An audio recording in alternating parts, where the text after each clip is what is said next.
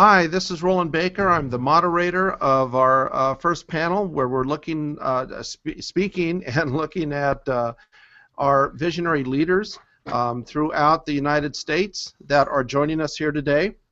What we're going to do is start right off with a question, and what we would like our leaders here to do would be to answer the question.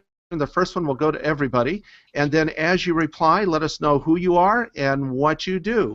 We'd like to ask our panelists to please try to keep their answers in 60 seconds, as we have lots of questions and a lot of panelists. We want all of our listeners out there to get as much as they can from the variety of perspectives that all of you bring to the table here.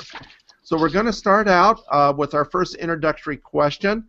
And as we look at education as well as our society, it's constantly changing. What is vision? What is the vision for helping to prepare our schools and students to be future ready? As you reply, please let us know who you are and what you do. And we're going to start with Dr. Lisa Gonzales. Good morning. I'm Dr. Lisa Gonzales. I'm superintendent in the Portola Valley School District here in the Silicon Valley. And I have to say that when it comes to a vision for the future, it's really about encouraging different pedagogical thought with our leaders, whether it's our teacher leaders, whether it is our school boards, whether it is my colleagues on our leadership team, and then certainly with our teacher leaders.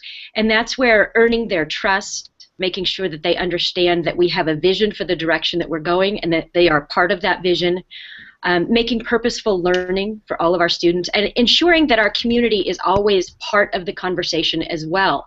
You know, so many of our parents in our schools went to school when we did, and we're prepared for a different type of learning environment and a different type of community. And I think getting students ready for a future that we're not that certain of is something that we're focusing on regularly.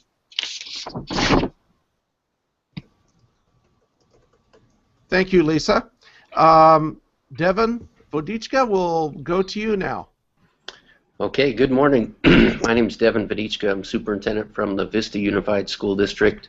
We're about 30 miles north of San Diego. We have about 25,000 students in our district. For us, we went through a process involving our community to come together to decide what is our vision, and we decided that we wanted to be the model of educational excellence and innovation. And when I talk to people about that vision, I'll tell them that, you know, just about every district wants to be excellent. We want to achieve results. We want to exceed expectations, but you won't find that many that in their vision set out to be models of innovation.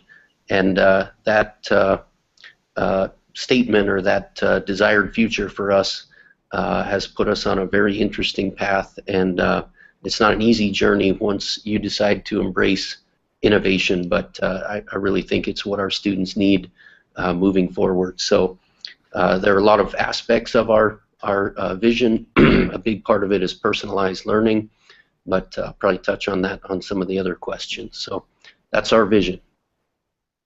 Thank you, Devon. And at this point, Dr. Beth Stewart, we'll go to you, back in the Little Rock, Arkansas area, and if you could introduce yourself and talk to us about the question that really, this question was your design, so we'll let you take it from here. My name is Beth Stewart. I'm the Deputy Superintendent in North Little Rock School District, and actually our vision and mission is right behind me. Think world class. That worked out really good, didn't it? What we are about in North Little Rock is preparing students for their futures, and I think everything that we do revolves around that, because at the end of the day, whether a student is college bound or going straight into the workforce, everyone has to have a career. So we try to help our kids find their passion, because if they can find their passion, everything after that it will all fall into place.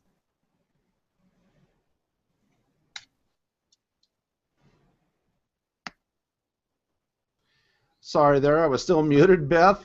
Thank you very much. And Dr. Gabe Samakian, if you would like to introduce yourself and talk to us about your idea for vision.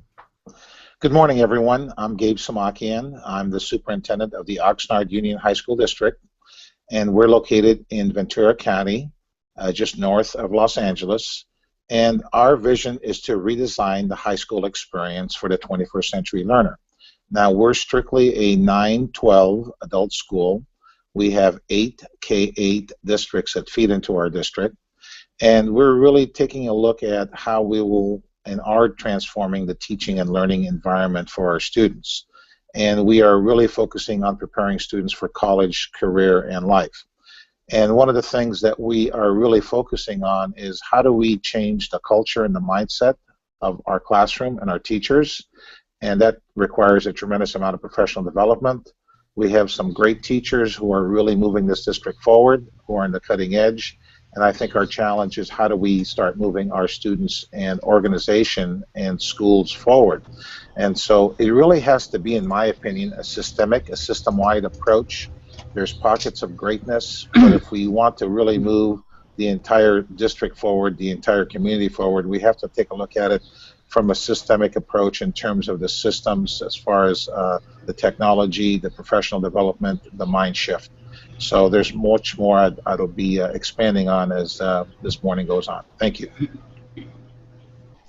Thank you. Luis, it looks like you've joined us, and we'd like for you, if you would, to answer the following question and then introduce yourself. Education, as well as our society, is constantly changing. What is the vision for helping to prepare schools and students to be future ready? Well, thank you. Good morning, Roland and Jason and everyone else. My vision as far as getting everybody future ready pertains to, again, like what Tom said earlier, first quality of first teaching and providing the right models for collaborative tools, online tools and access, and differentiated instructional practices that address the academic technological needs of our students. We find that user readiness is one of the main issues that we're trying to align with, because not everybody is on the same page at the same time.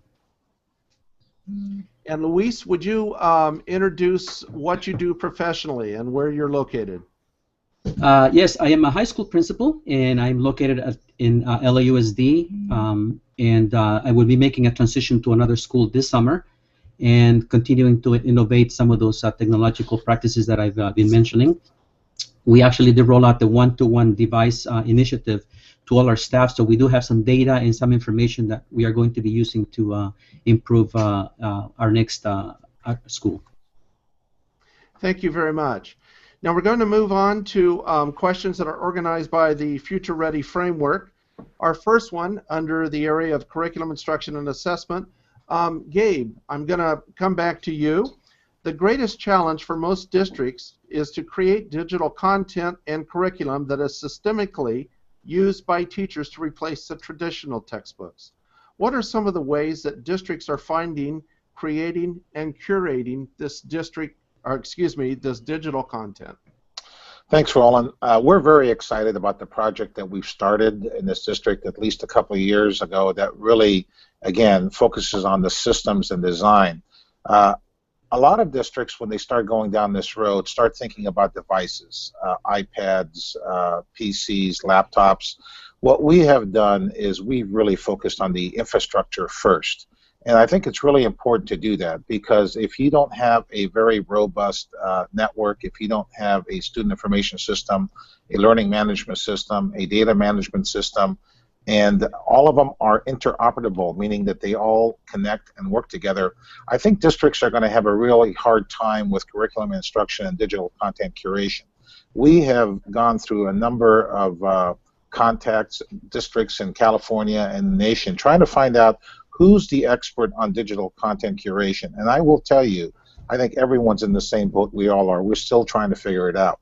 And so what we have done is we have a system where we have learning design coaches. We have 7 of them in the district. Some are content specific.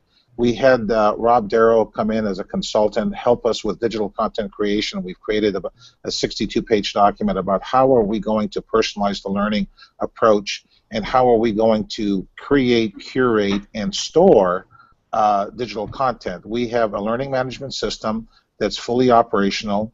and teachers are using, certainly not 100% across the board, but this summer we have put teachers in groups of 3 to really focus on core courses. So for example, in the 9th grade you may have English 1.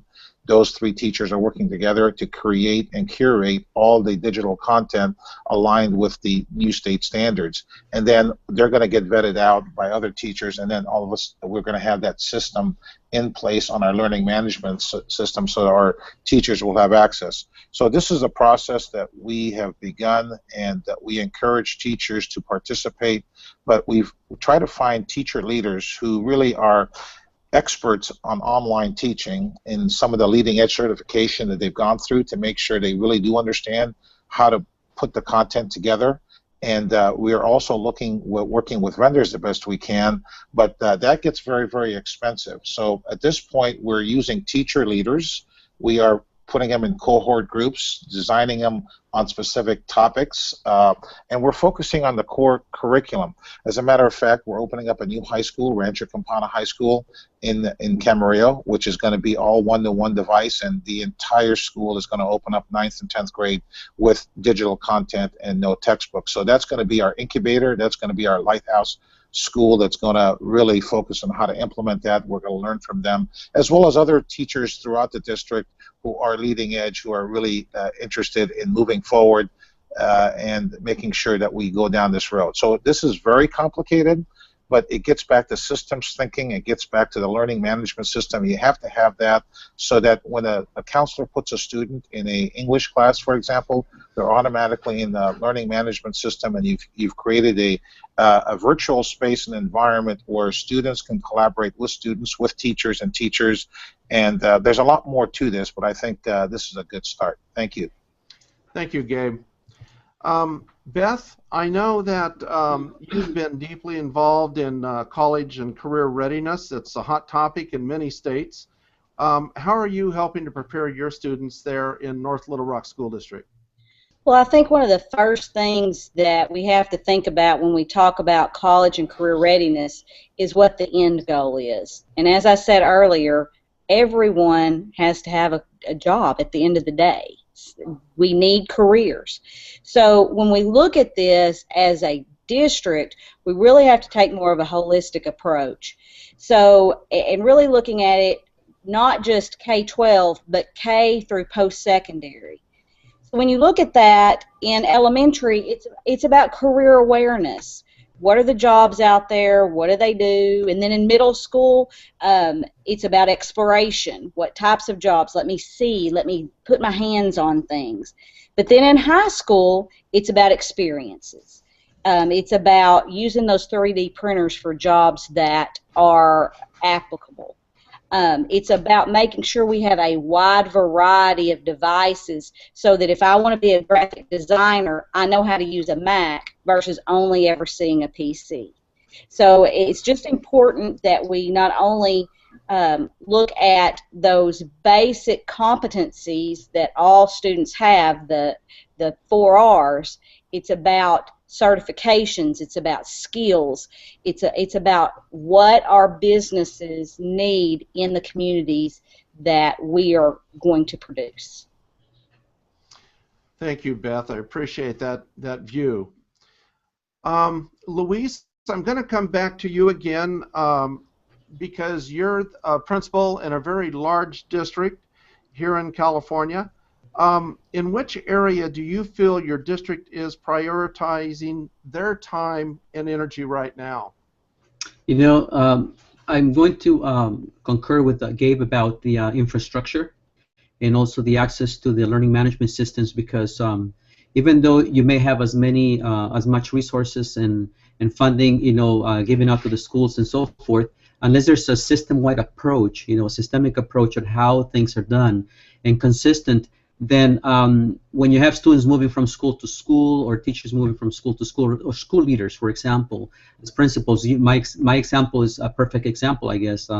Pardon the redundancy, but when you move from one center to another center, you know, what structures are in place to support it and continuing the work that you know how to do best. So I believe one of the things that is happening is building infrastructure. A lot of the schools that I've been visiting and working with to see their implementation of the initiatives with the Instructional Technology Project initiative is basically building the Wi-Fi access for all the students and providing that free, freely available. In the past, everybody was afraid of passing out the passwords to the students and the access. That's no longer the case. So now everyone is able to access, to log on, and to keep working. And the consistency, the systemic approach, the infrastructure is one of the things that they're working on, and partnerships also to support the work. Thank you, Luis. Lisa, I'm going to come back to you on kind of that same question, because Luis sits in a very, very large district. Your district is not quite so large. In looking at, what areas do you feel that your district is prioritizing in time and energy? Would it reflect the same sort of vision that an LA Unified would have? And just to help our listeners out there know, Lisa is in a district that's right in the heart of Silicon Valley, with a lot of people that work in the industry within her actual attendance area and supporting her school. So her perspective is going to show just probably a little bit different view. So Lisa, I'll turn it over to you on that one. Thanks, Roland. In our district, because we've got about 640 students or so, I'd say that our focus has really been on getting a strong technology plan. So when I entered the district 2 years ago, there wasn't a focus for learning. There wasn't a data management system in place. So for us, it's been putting the systems and structures and investing in the support of our leaders and of our teachers. So like a number of the other panelists here have said, it really is about putting the structures in place for our staff to be successful. And what we found is that, for example, in using a system like Illuminate, being able to send a handful of teacher leaders who are on the cutting edge to those types of training, and finding that they come back with a level of excitement that they're able to share with others and model and communicate with parents really does end up making a difference. And then the last thing is that, in a community like ours, where much of our wealth and the success of our parents has been in the technology industry, sometimes we have to find that balance between not going too far with technology and understanding that it's a tool, but it's not the end-all, be-all. So we're taking a look at issues like screen time, as well as Wi-Fi access in all of our schools. So it's also having a process in place when issues come up to have community-wide conversations and discussions and allow the different interest groups to weigh in. Thank you. I appreciate that.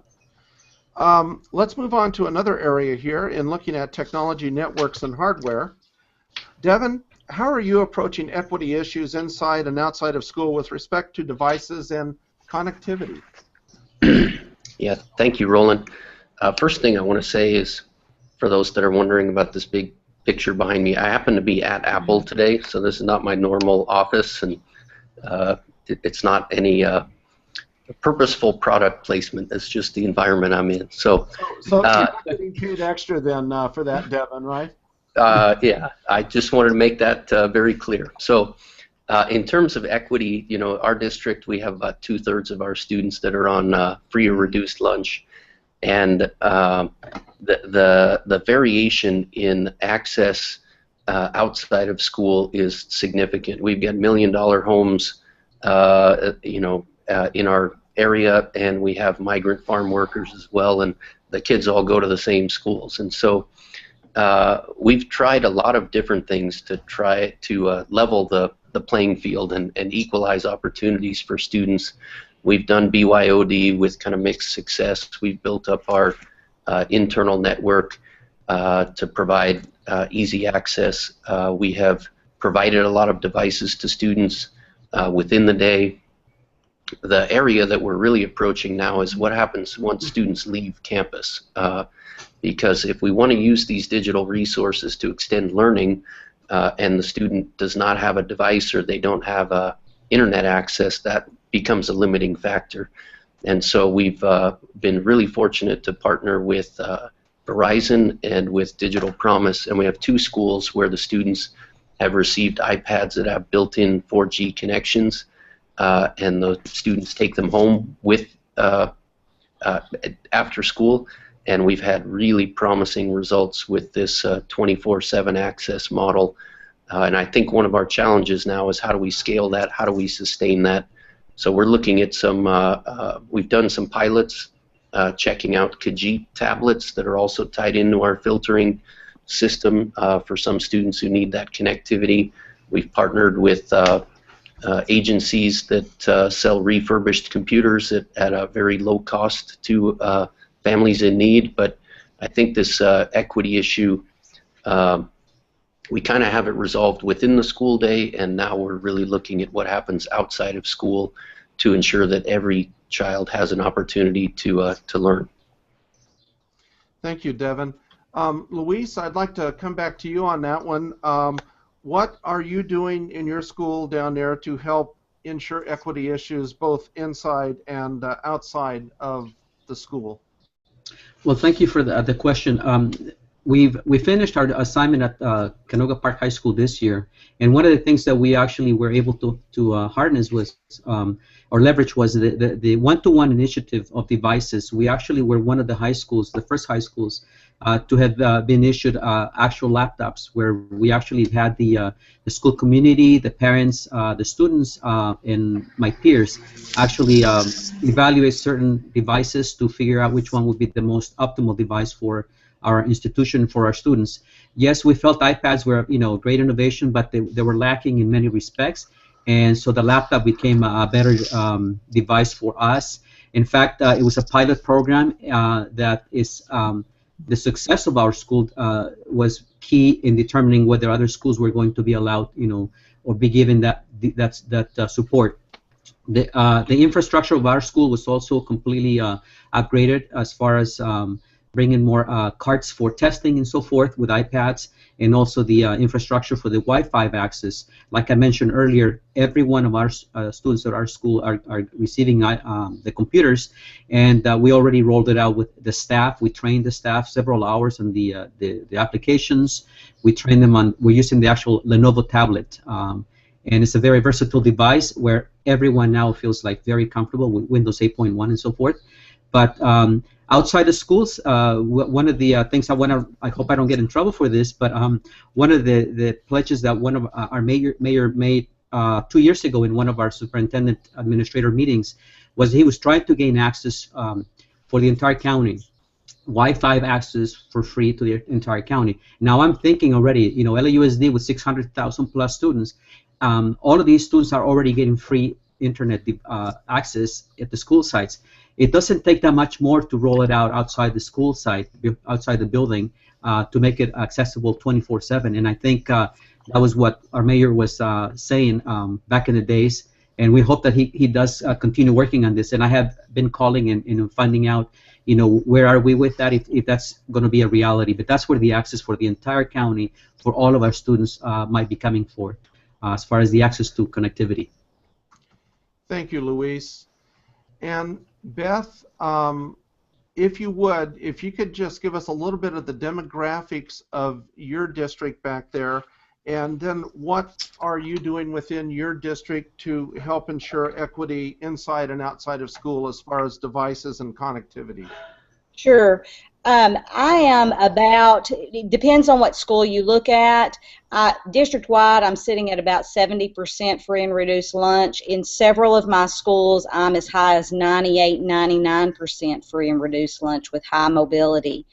The great advantage right now for North Little Rock is we are in the process of a $282 million renovation and building project. We are building new or remodeling every building in our district, which means that the connectivity issues that you guys have been talking about, the infrastructure issues, are really not issues for us because we're building new. The equity piece of that really comes into funding for us. And making good use of all of our federal funds, our partnerships, our grant funding. We are an urban district, so the connectivity, while some have and some don't, it's not as big of a deal because our district, while we have about 9,100 kids, we are 27 square miles. So a lot of businesses, a lot of free internet in a lot of different places. Now that's not to say that we don't have students that don't have connectivity at home, because that is true. But typically there is a very close place that they can go to. We are almost one-to-one in our middle school. Our high school, our 912 high school, we have nooks for every student. So equity issues are a big deal in North Little Rock, but we really have worked real hard to make sure that we are addressing all students' needs. Thank you, Beth. And Gabe, let me ask you a question here. When it comes down to technology, networks, and hardware, what are some of the ways that you're using technology to expand collaborations within the schools and across your schools? Well, again, it gets back to the infrastructure, and one of the things that we have been working on, as I mentioned, is our learning management system. And in our learning management system, we have a three-pronged approach. One is the student-teacher experience in the classroom, where when a student is placed in the classroom, that the student and the teacher function in the virtual environment where they can share content and be able to have collaboration tools built in. Another part of the learning management system is where we have placed teachers in cohort-like groups. So, for example, every single English teacher in our district is in one group. And then if you break that down at their site, they're in a separate group as a department of the English teacher. And you break it down one more. If you're in an English 3 across the district or an English 3 within your school, you have the ability to have multiple groups that you can connect with. So that's one methodology that we have. And then we also use the PD as a way for teachers to be a student in a learning environment in our LMS. So it's really kind of a unique model. We've also used Screencast-O-Matic as a webinar tools where teachers and administrators can record resources and make presentations, and we put them on our district's websites. It's available to them. We are also have used a product called My Learning Plan, which really sets the individual learning plan for each teacher and also connects them to workshops both in and outside the classroom. Probably another piece that's very similar to a Google tool model. We use MS365, which allows every student to have a district-wide email account, but at the same time, it allows the student and everyone in the district, teachers alike, to be able to access all documents from within and outside the district. The barrier that we had before is students would create documents, we'd store them internally in our server, but they couldn't access them outside the district with on the internet from anywhere, any device, and same thing goes with a teacher or anyone in the district. So now that we have Microsoft 365, which is cloud-based and allows everyone to have 1 terabyte of access on a cloud, we can enhance the collaboration, share documents. Again, we try to do it in a systemic way, a system-wide approach, and we feel those are some of the tools that we're using that really enhances how students collaborate, how teachers collaborate, and access to the content that we are creating. So it sounds like familiarity with the tools that allow collaboration and has really enhanced that communication across your schools and between your teachers. Right, and we really try not to dictate the device. We're device agnostic. So our philosophy and our vision is to be able to access, as long as you can have access to our LMS, to your Microsoft 365 from anywhere, any place, with any device. We want to remove all barriers so that both student and teacher can connect, and that's what we're trying to do in a single sign-on environment. Great. Now I have a question that came from our audience that fits right in this way with technology, networks, and hardware. Do any of you have districts that provide Wi-Fi access on buses? Is it important that districts look at that? So does anyone have an answer on that one? I could jump in on that. You know, in our environment, we don't have a large transportation program. Most of our kids walk to school.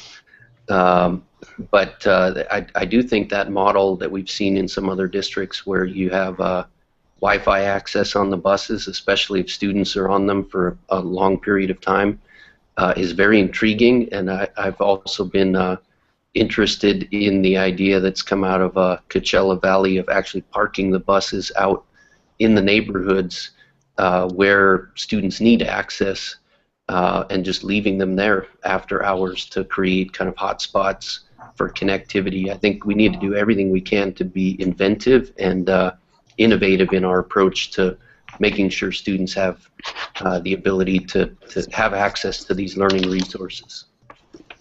Thank you, Devin.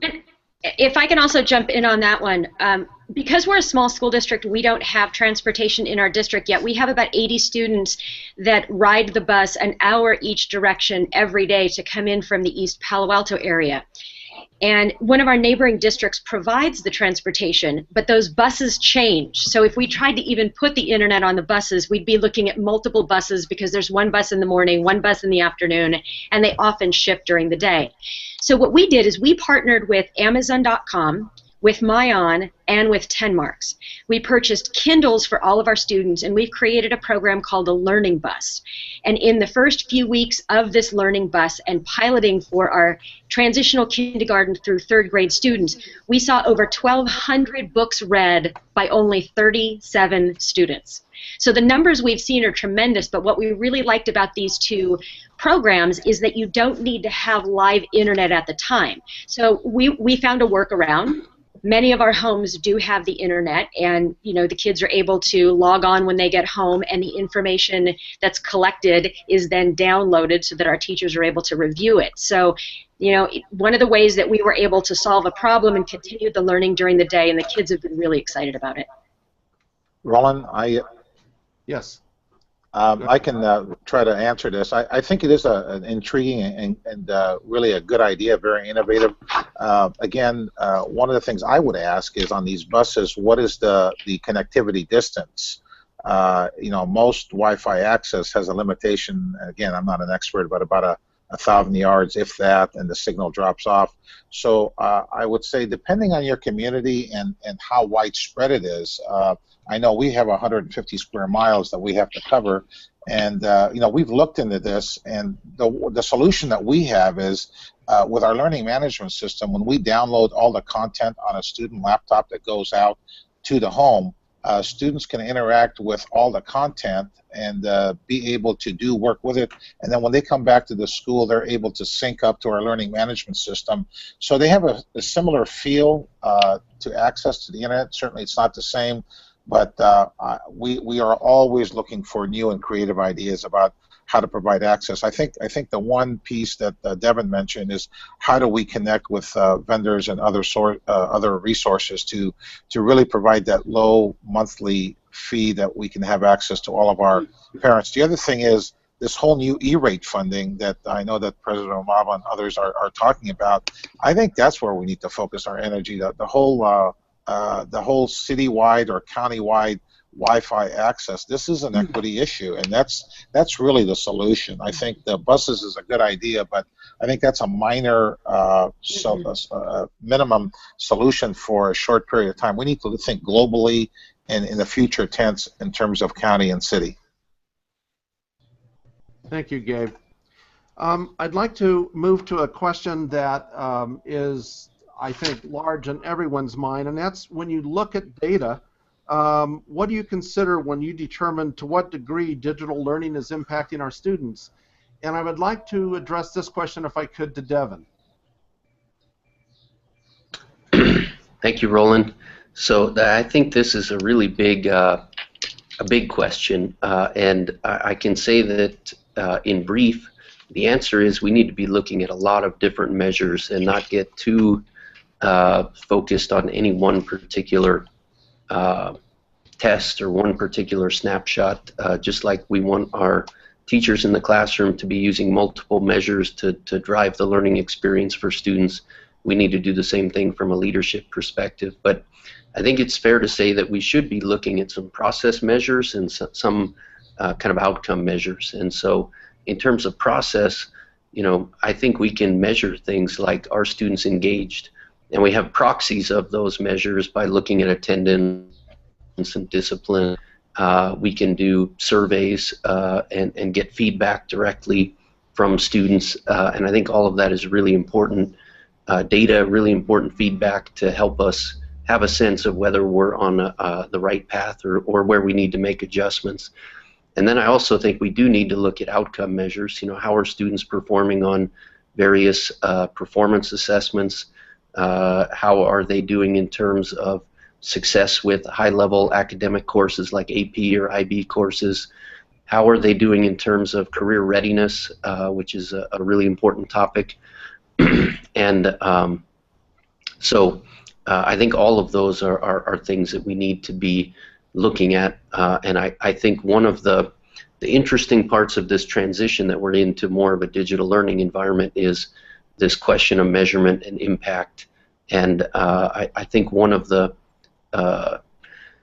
important things for us in a leadership role is to realize that we need to be developing the capacity to really monitor and evaluate progress in some new and different ways than we have in the past. And a lot of these tools give us the capacity to do that, so we need to take advantage of all of those opportunities to use data to inform our next steps. Thank you, Devin. I'd like to address this next question on professional learning to Luis, Lisa, and Beth, and we'll start with Luis at first. How have you cultivated teacher leaders within your school or within your district? Luis? One of the things we started thinking about when the computers were about to arrive and so forth, and what kind of training were we going to provide and so forth. So we've been very fortunate that at the onset of the innovation or the arrival of the devices, we were able to be provided with about 18 to 20 plus hours of just training on the devices themselves, acquainting the teachers with what it looked like and so forth. But beyond that, we found that, again, with levels of implementation and so forth, and user readiness, there are some issues. And that's going to be a long road ahead. But what we have started to do is, and I know the word Hangout here, Hangout Air sites came to mind when I started thinking about this. We actually developed what we call a live tech hangout, which it's a very interesting concept. We wanted teachers to participate. We wanted teachers to come over on their own to be trained to find out what they needed and so forth.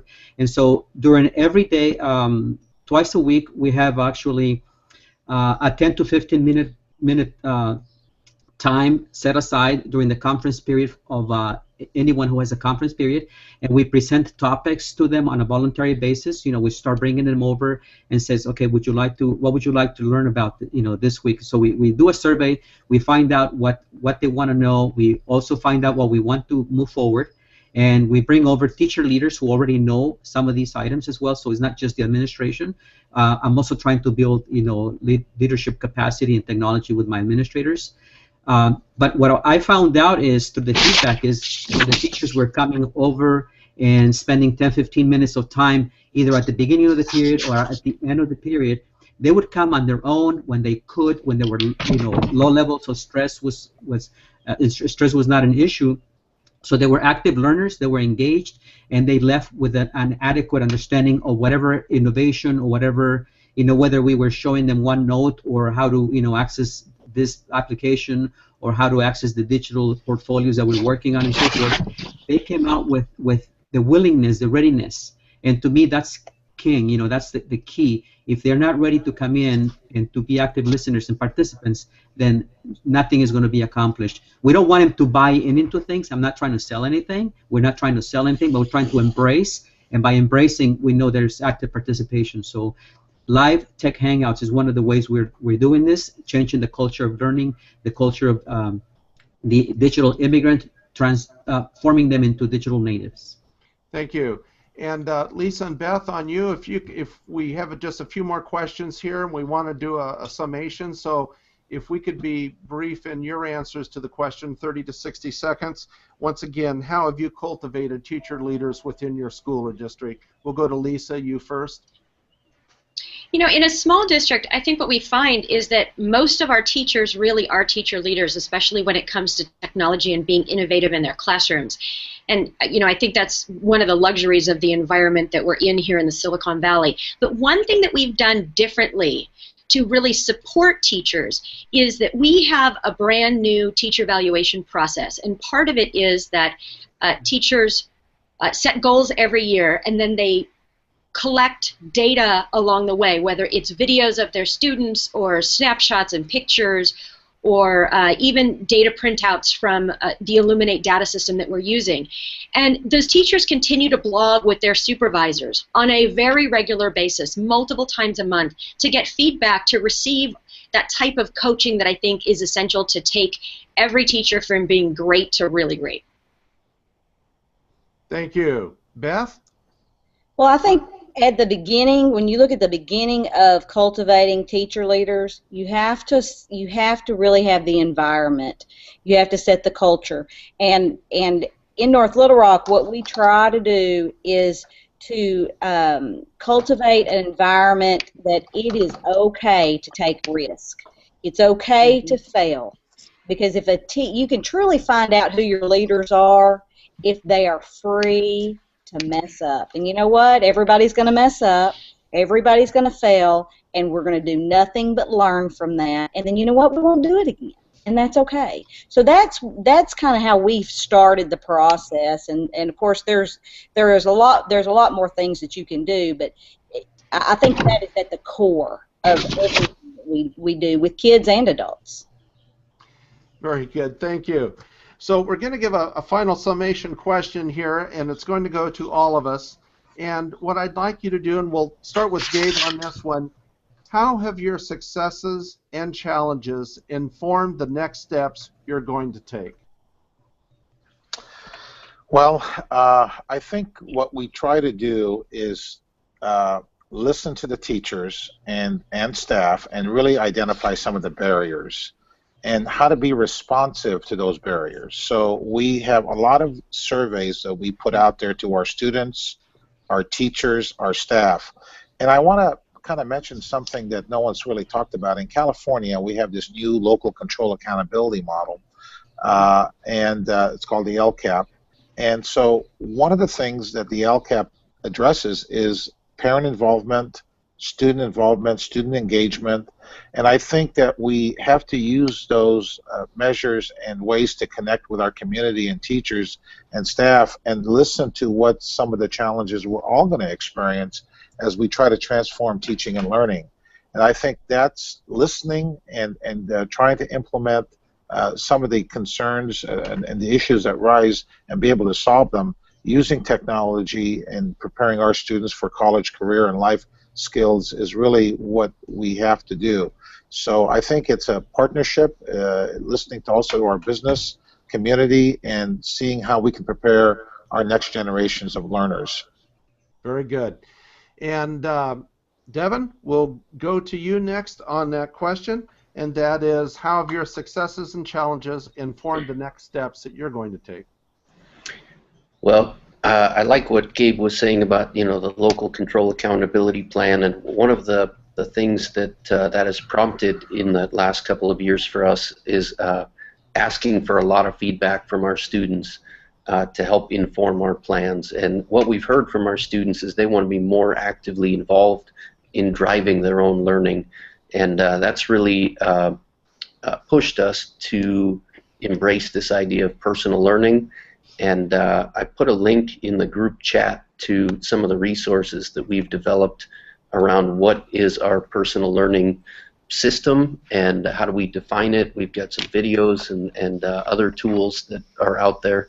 But if we really think about the fundamental challenge of shifting away from a system that was designed for the industrial age kind of factory model of assembly line education, and tapping into what I think Beth was saying about how do we redesign around the passions and the interests of every one of our students and have a student-centered model.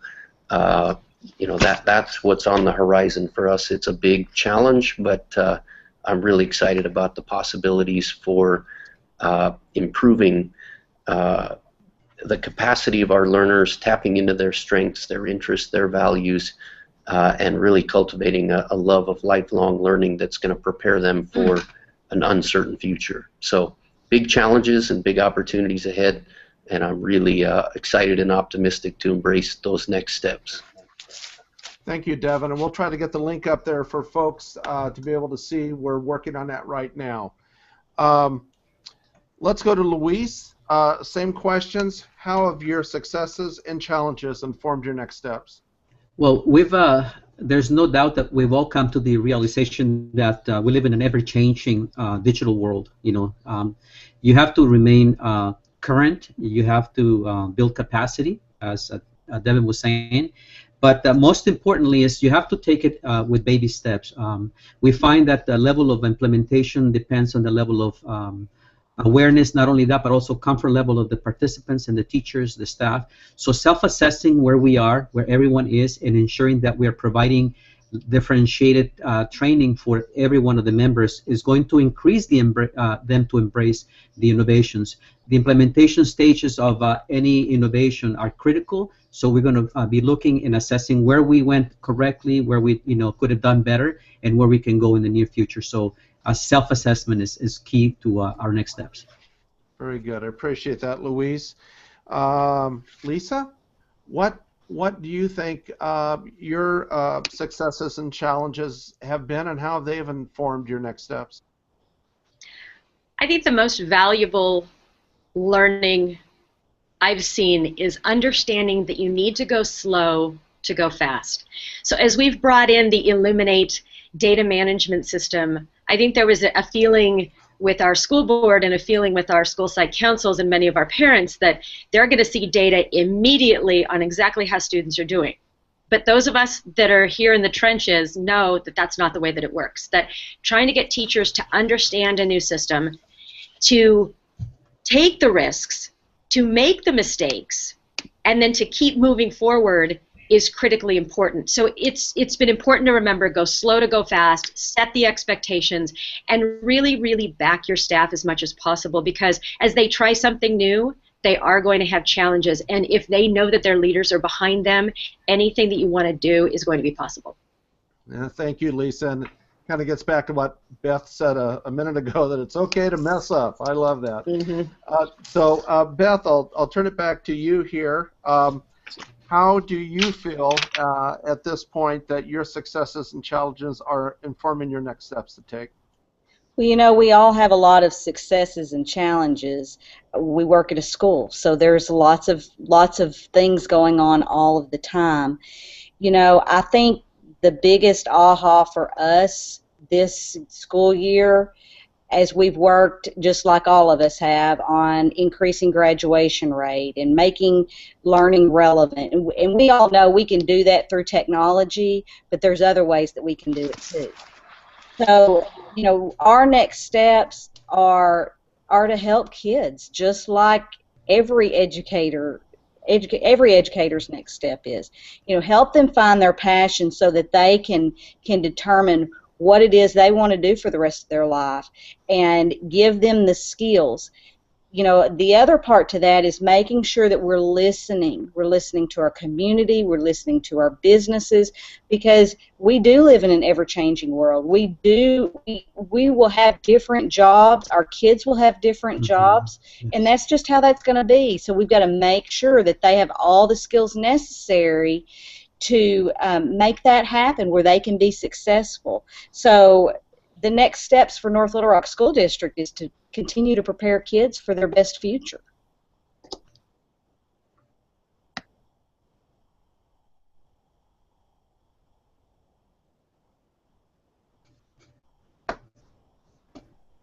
Roland, you're on mute. Thank you. Thank you, Beth, for those comments.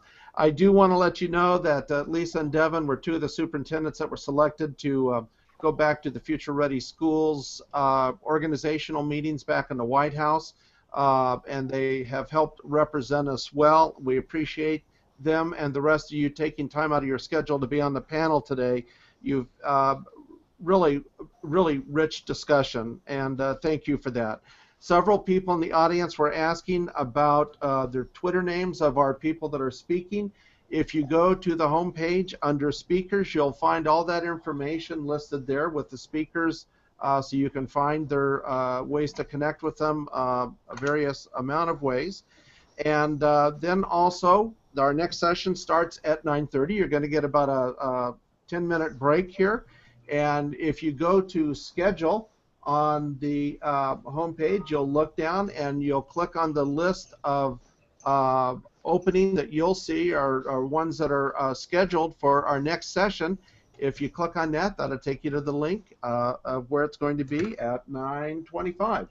So thank all of you for attending. Panelists, thank you for your wisdom you shared with us today, and we'll continue to take part in having a wonderful day. Thank you. Thank you. Thank you for Thanks, having Roland, us. Jason, everyone else. We appreciate Thank you. Bye-bye. Good job. Goodbye.